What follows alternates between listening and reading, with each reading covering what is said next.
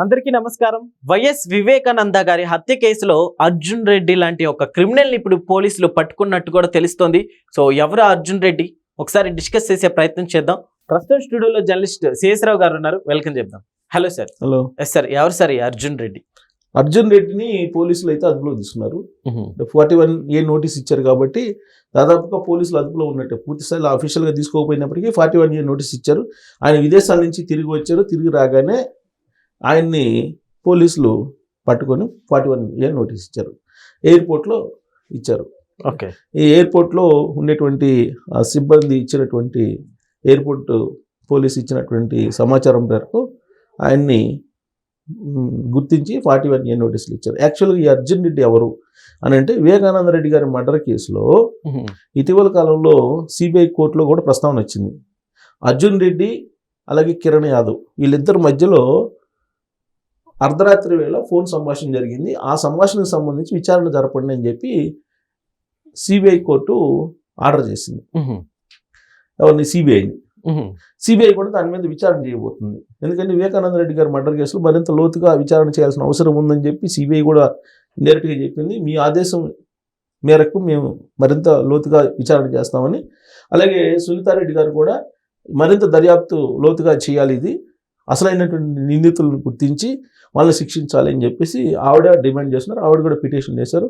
వాద ప్రతిపాదనలన్నీ విన్న తర్వాత ఇటువైపు నుంచి లూత్రా సునీతారెడ్డి గారి వైపు నుంచి, అటువైపు నుంచి అడ్వకేట్స్ మధ్య వాద ప్రతిపాదనలు జరిగిన తర్వాత ఆ అర్ధరాత్రి కిరణ్ యాదవ్ అలాగే అర్జున్ రెడ్డికి మధ్య జరిగినటువంటి ఫోన్ సంభాషణ మీద లేదంటే చాటింగ్ మీద దర్యాప్తు చేయండి అని చెప్పేసి సిబిఐ కోర్టే ఆదేశాలు జారీ చేసింది. సిబిఐ కోర్టు అందుకు సిద్ధమవుతుంది. ఇలాంటి పరిస్థితుల్లో అర్జున్ రెడ్డి ఇండియాకు వచ్చాడు. ఇప్పుడు దాకా ఎక్కడ ఉన్నాడంటే విదేశాల్లో ఉన్నాడు. విదేశాల నుంచి వచ్చారు. ఆయన మీద లుకౌట్ నోటీసులు ఆల్రెడీ ప్రకటించారు. లుకౌట్ నోటీసులు ప్రకటించారు. ఆ లుకౌట్ నోటీసులు ప్రకటించినటువంటి క్రమంలో ఈ ఎయిర్పోర్ట్కి రాగానే ఎయిర్పోర్ట్లో ఈయన హైదరాబాద్ శంషాబాద్ ఎయిర్పోర్ట్లో అక్కడ ఉండేటువంటి సిబ్బంది ఆంధ్రప్రదేశ్ పోలీసులకి తెలియజేస్తే వాళ్ళు వచ్చి 41A నోటీసులు ఇచ్చారు. ఓకే. ఇది అది ఆయన ఎపిసోడ్ అర్జున్ రెడ్డిది. At the same time Srinivasulu Reddy ఆయన్ని కడప ఎయిర్పోర్ట్లో ఆయన్ని పట్టుకున్నారు. శ్రీనివాసులు రెడ్డి అని అతను. ఇతను కూడా ఏంటంటే వీళ్ళిద్దరు శ్రీనివాసులు రెడ్డి కానీ లేదా అర్జున్ రెడ్డి కానీ ప్రధానంగా 41A నోటీస్ ఇవ్వడానికి కారణం ఏంటి అని అంటే అనుచితమైనటువంటి వ్యాఖ్యలతోటి నారా చంద్రబాబు నాయుడు గారు, పవన్ కళ్యాణ్ గారు, నారా లోకేష్ గారు మీద, వాళ్ళ ఫ్యామిలీ మీద అనుచితమైనటువంటి వ్యాఖ్యలతోటి వీళ్ళు పోస్టులు పెట్టారు సోషల్ మీడియాలో. ఓకే. దాని మీద కేసు ఫైల్ అయింది. ఆల్రెడీ వివేకానంద రెడ్డి గారి కేసులోనేమో మర్డర్ కేసులో అర్జున్ రెడ్డి ఆయన విచారణని ఎదుర్కోవాల్సి వస్తుంది. సో ఇప్పుడు అర్జున్ రెడ్డికి కిరణ్ యాదవ్కి మధ్య సంభాషణ కీలకం వివేకానంద రెడ్డి కేసులో.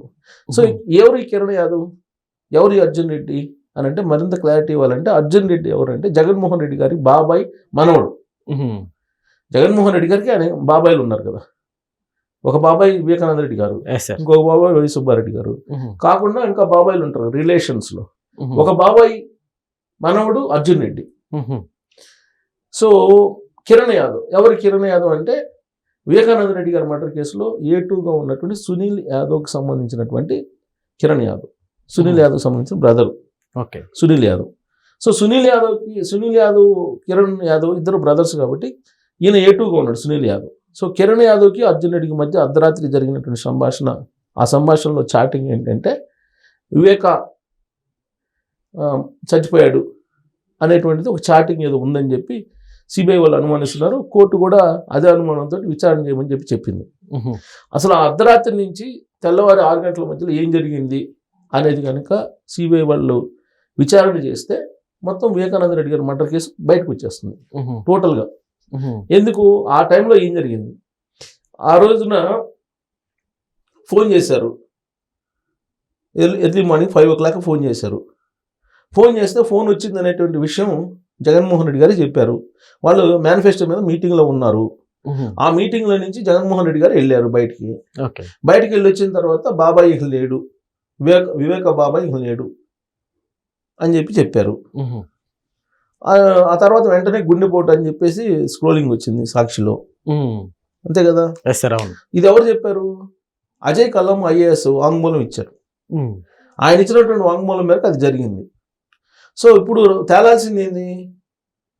అర్జున్ రెడ్డికి కిరణ్ యాదవ్కి మధ్య అర్ధరాత్రి ఏం జరిగింది, వాళ్ళిద్దరు ఎవరెవరు ఫోన్ చేశారు, ఎవరెవరితో మాట్లాడారు, తర్వాత ఎవరి దగ్గర నుంచి తాడేపల్లికి ఫోన్ వచ్చింది మేనిఫెస్టో సమావేశం జరుగుతుంటే,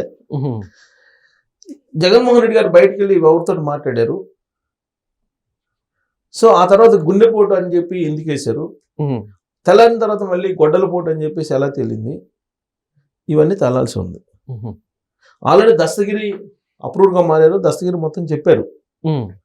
కానీ ఈ కేసులో సాక్షులు అనేక మంది చనిపోయారు అనుమానాస్పద స్థితిలో. అనేక మంది, అభిషేక్ రెడ్డి ఒక బ్రదరు, జగన్మోహన్ రెడ్డి గారి కజిన్ అభిషేక్ రెడ్డి, డాక్టర్ అభిషేక్ రెడ్డి, ఆయన చనిపోయారు అనుమానాస్పద స్థితిలో. తర్వాత రంగయ్య బాగలేక చచ్చిపోయాడు అంటున్నారు. తర్వాత కారు డ్రైవరు ఎక్కడి నుంచి తీసుకెళ్తుంటే వెళ్ళేటప్పుడు వివేకానంద రెడ్డి గారి మరణం విన్న తర్వాత ఇక్కడి నుంచి వెళ్తున్నప్పుడు ఉన్నటువంటి కార్ డ్రైవర్ ఆయన చనిపోయాడు. సార్ ఈ కేసు ఇప్పటికైనా 2025 కూడా కంప్లీట్ అవ్వలేదు, నెక్స్ట్ 2026 కైనా కంప్లీట్ అవుతుంది అనుకోవచ్చు. అది సిబిఐకి డెడ్ లైన్ పెట్టింది సుప్రీంకోర్టు. డెడ్ లైన్ పెడితే ఆ డెడ్ లైన్ లోపల వాళ్ళకు అనుకూలంగా ఉన్నటువంటి సమయాన్ని, వాళ్ళకి వచ్చినటువంటి ఇన్ఫర్మేషన్ బేస్ చేసుకుని ఆ కేసుకు సంబంధించినటువంటి ఇన్ఫర్మేషన్ ఛార్జ్ షీట్ కంప్లీట్ ఇచ్చేసింది, కోర్టుకి ఇచ్చేసి సబ్మిట్ చేసింది. సబ్మిట్ చేస్తూ వాళ్ళు ఏం చెప్పారంటే, మీరు మరింత లోతుగా విచారించమంటే విచారిస్తాము, ఇప్పటి వరకు మేము విచారించిన దాని ప్రకారం ఇది అని చెప్పేసి ఇచ్చేశారు. దాంట్లో ఏంటి, అవినాష్ రెడ్డి వాళ్ళ తండ్రి భాస్కర్ రెడ్డి, వీళ్ళందరి పేర్లు ఉన్నాయి దాంట్లో. ఓకే, సో ఇంకా లోతుగా విచారించాలి, అసలైన నిందితులు ఎవరైనా చెప్పి వాళ్ళని శిక్షించాలి అనేది సునీతారెడ్డి గారు పిటిషన్ వేశారు. దాని మీద సిబిఐ కోర్టు విచారణ చేసింది. విచారణ చేసి కొన్ని సందేహాలను వ్యక్తం చేసింది ఆవిడ. ఏం సందేహాలు, ఇదొకటి, వీళ్ళిద్దరి మధ్య ఏం జరిగింది అనేది అర్ధరాత్రి, ఇది అర్జున్ రెడ్డి కను కిరణ్ యాదవ్కి. తర్వాత ఆ సమయంలో అవినాష్ రెడ్డి ఎక్కడున్నారు, ఆ తర్వాత అక్కడ రక్తం మరకలే తుడిసింది ఎవరు, కుట్లు వేసింది ఎవరు, తర్వాత గుండెపోటు అని చెప్పింది ఎవరు, తర్వాత మళ్ళీ గొడ్డలపోటు అని చెప్పింది ఎవరు, ఈ అర్ధరాత్రి నుంచి తెల్లవారేదాకా ఏం జరిగింది, ఓకే, అది పోస్ట్ మార్టం చేయకుండానే క్రిమేషన్ చేయడానికి ప్రయత్నం ఎందుకు చేశారు, ఇవన్నిటికీ సమాధానాలు రావాలని చెప్పి రకరకాల డౌట్స్ ఎక్స్ప్రెస్ చేస్తూ పిటిషన్ వేశారు.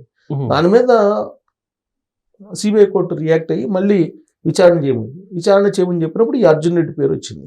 ఆ అర్జున్ రెడ్డి ఈ Arjun Reddy. Okay sir, thank you.